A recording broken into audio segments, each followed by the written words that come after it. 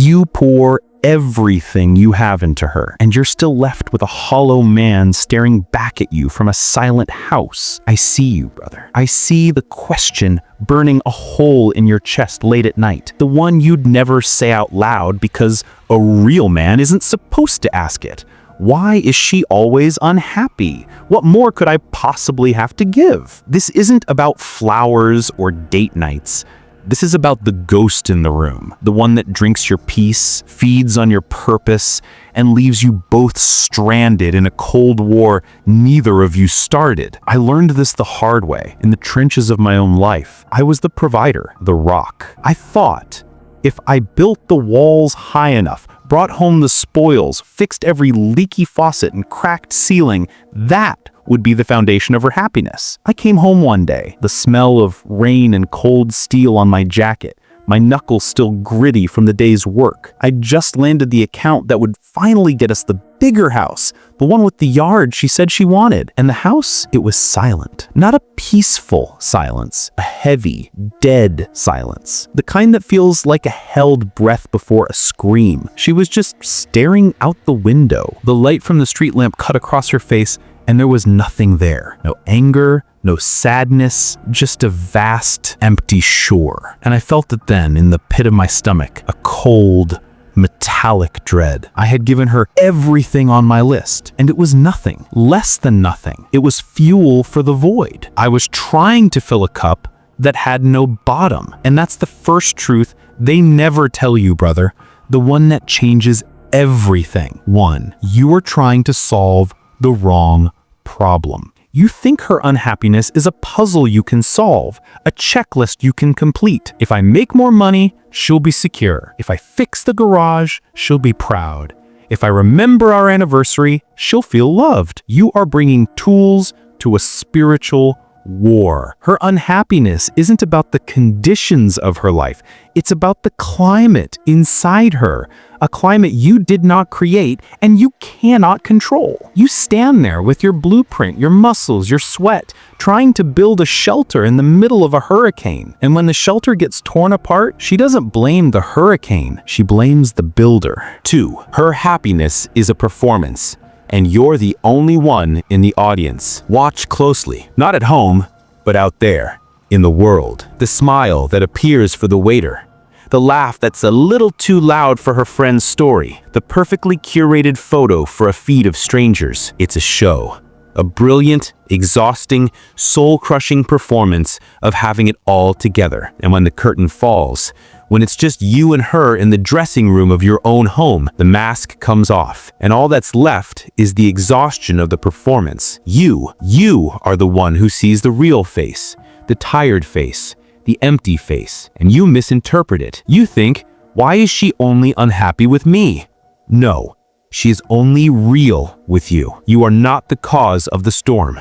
You are the lighthouse she's crashing against. 3. You are the mirror she never wanted to look into. A man who is solid in his purpose, who knows his value, who carries a quiet strength. He is a mirror. He reflects back everything a person is and everything they are not. Your peace reflects her chaos. Your purpose reflects her drift. Your strength reflects her fragility. And it is an unbearable sight for someone who has been taught to find themselves in the eyes of others. Your very presence, your core stability, becomes a constant, silent accusation. It whispers to her deepest insecurities. Why aren't you this solid? So she tries to break you, not out of malice, brother, out of a desperate, terrified need to shatter the mirror.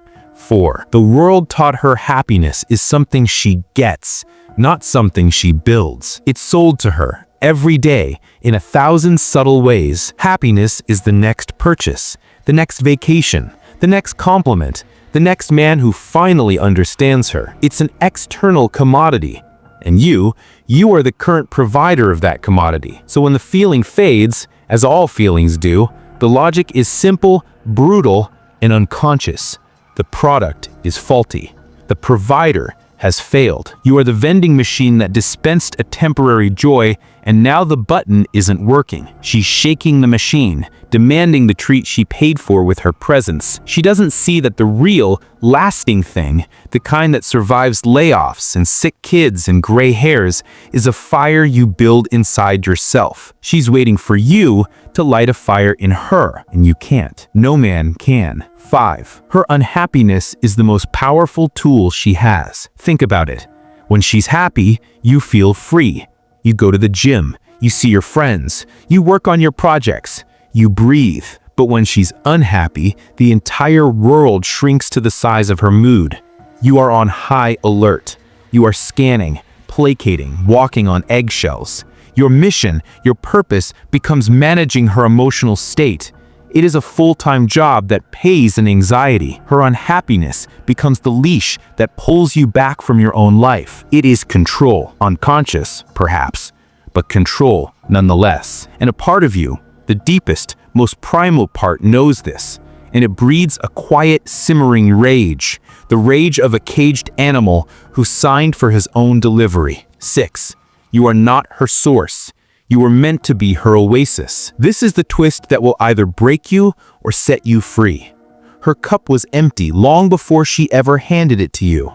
You were never supposed to be the source of the water. You were supposed to be the fellow traveler, the one who shares his canteen on a long road, both of you heading toward your own horizons. But she stopped. She set up camp at your feet and demanded you become the well. And you, trying to be a good man, a strong man, you started digging deeper and deeper until you were hollowed out, a dry hole in the ground. And a hollow man has nothing for anyone, not for her, not for his kids, not for himself. So what's the answer? Do you walk away? Do you become a cold, distant rock? No, you stop digging. You stand up. You dust off the ghost of the man you thought you had to be, and you look her dead in the eye, not with anger, but with a terrifying, unshakable calm. You say with your actions, not your words, "My peace is not up for negotiation. My purpose is not your playground. My love is a gift, not a demand." You become the lighthouse again, solid, unmoving, shining your own light regardless of the storm crashing around you. You tend to your own garden. You build your body. You secure your finances. You nurture your brotherhoods. You chase a mission that is bigger than your relationship. You become so full of your own life, your own purpose, that her moods can no longer dictate the weather in your soul. And then you wait. You stop trying to save her. You just stand there, solid and whole. And in that space, one of two things will happen. She will either see your wholeness as an invitation to finally, for the first time, begin her own work, to find her own source, or she will rage against the immovable object you've become, and she will leave to find someone else to blame for the emptiness she carries. Either way, brother, you win. You either get the partner you always deserved, or you get your life back. The haunting truth is not that women are always unhappy. The truth is that we were taught to believe it was our job to fix it. And in trying, we lost ourselves. We became ghosts in our own lives, haunting the very houses we built. Your mission from this moment forward is not to make her happy. It is to become so unshakably, radiantly alive in your own purpose that you become a beacon, not a servant. This is just the first layer, the surface crack in a much deeper lie. The rabbit hole goes much, much deeper into the nature of the modern world, the forces that shape her mind, and the silent war being waged on men like us. Brothers, if this cut deep, if you saw your own reflection in this, then you're one of us. You're not alone in this fight. Smash that like button. It's more than a click. It's a signal. It tells the algorithm to send this truth to the next brother who's staring into the abyss, wondering what he's doing wrong. Drop your war story in the comments.